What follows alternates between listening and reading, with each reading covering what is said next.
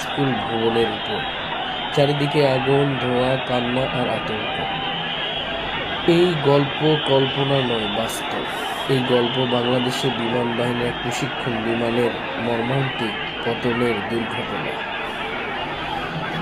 দুপুর 1:06 উড্ডয়ন করে বিমানটি মাত্র 12 মিনিট পরে একটা 18তে মাইলস্টোন স্কুল অ্যান্ড কলেজের ভবনের উপর বিধ্বস্ত হয়।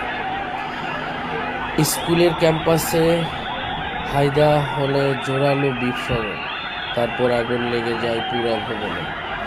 আশেপাশে মানুষ ছুটে আসে বাঁচাইতে, স্কুল থেকে বের হতে পারে না, অনেকে আগুনে আটকা পড়ে। এখন পর্যন্ত 20 জন নিহত, যাদের বেশিরভাগ ছাত্রছাত্রী ও শিক্ষক। আহত 50 থেকে 100 জনের মধ্যে অনেকে আবার আগুনে দগ্ধ অবস্থায় হাসপাতালে ভর্তি। রিকশা চালক, ভ্যানওয়ালা, অ্যাম্বুলেন্স দ্রুত করে হাসপাতালে তাদেরকে পাঠানো হয়।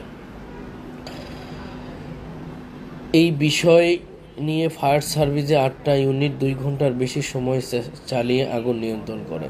সেনাবাহিনী, পুলিশ, নিরাপত্তা উদ্ধার কাজে অংশ নেয়। তবে এটা যেটা ঘটে গেল, নিদারুণ, অনেক বেদনাদায়ক। যাদের মায়ের কোল খালি হয়েছে, কি বলে সান্ত্বনা দিব? কে সান্ত্বনা দেবে? কাকে কে ফিরাই দিবে?